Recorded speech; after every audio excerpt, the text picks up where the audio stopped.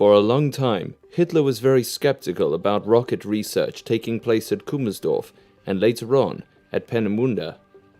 The things have changed on the 8th of July 1943 when he was shown a film of a starting rocket, and the launch of the monstrous V-2 turned him into a believer as he realized the true potential of this new weapon. Production of V-2 became priority as Hitler started to believe that those rockets could change the course of the war. As the Nazis were busy constructing production line at Peenemünde, the British were preparing to strike at the heart of the German rocket development site program. The British were gathering intelligence from the start of the war, and the first crucial information was sent to them anonymously. The author of the Oslo report was Hans Ferdinand Mayer, a physicist with a doctorate from the University of Heidelberg and director in the Siemens company. He was very concerned with the Nazi threat, and after the invasion of Poland, he decided to act. He mailed initial report to London, and shortly afterwards, the full report. Mayer himself was reported as listening to BBC, where the answer from London was meant to be given, arrested, and sent to the concentration camp. He spent all war in the concentration camp, but the Nazis never knew about his treason.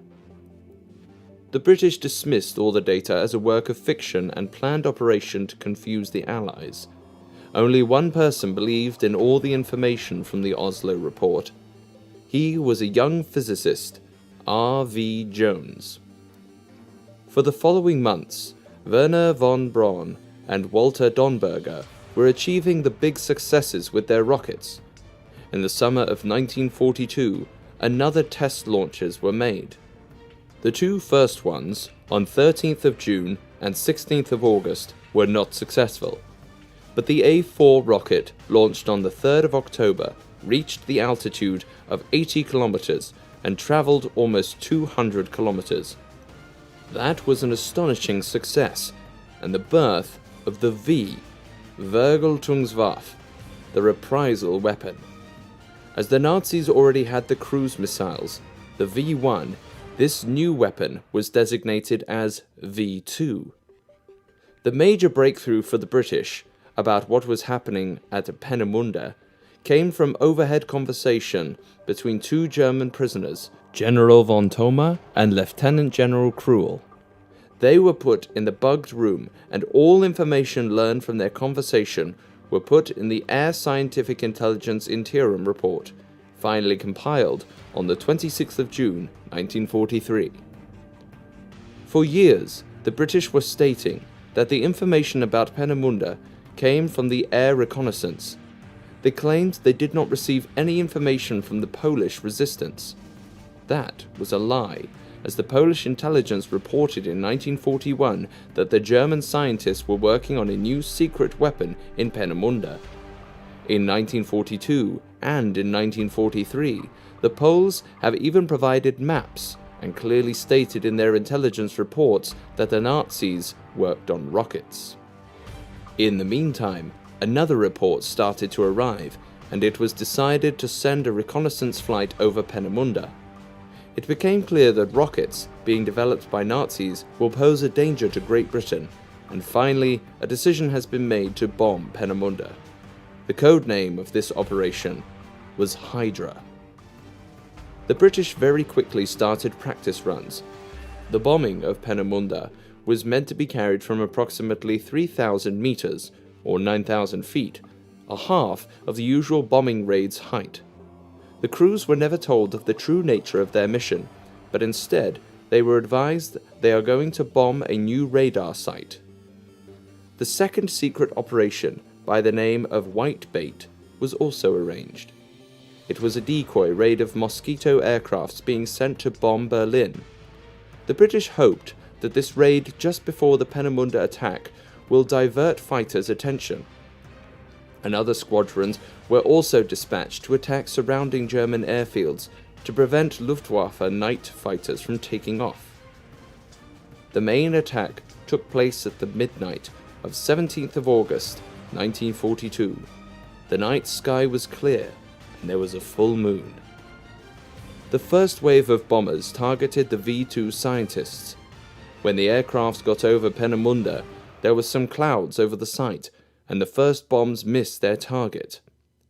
The AA guns opened fire, and even the ship offshore's flak opened fire, but still, there were no fighters to be seen. The second wave of Lancaster bombers aimed at the factory workshops, and the third, final wave, struck at 48 minutes past midnight, attacking experimental workshops.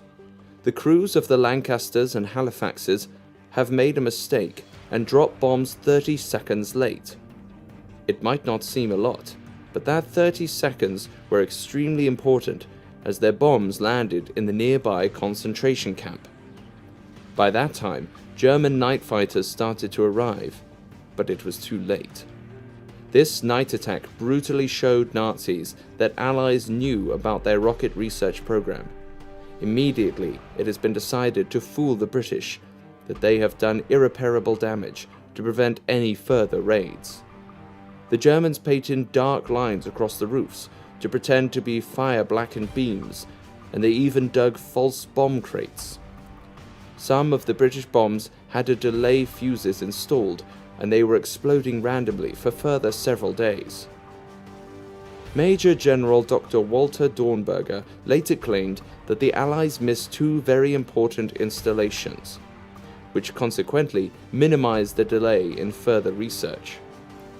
Among the victims were Dr. Thiel and Chief Engineer Walter, as well as hundreds of civilians in the nearby concentration camp. Overall, that British night raid caused a delay of approximately 2 months, but the Germans were able to restart the research almost straight away, and all the main scientists were unharmed. Although this attack surprised Nazis, in the long term gains perspective, and was rather ineffective. The British aimed at killing as many personnel as they could, and destroying as much research and documentation as possible. They have failed in both cases.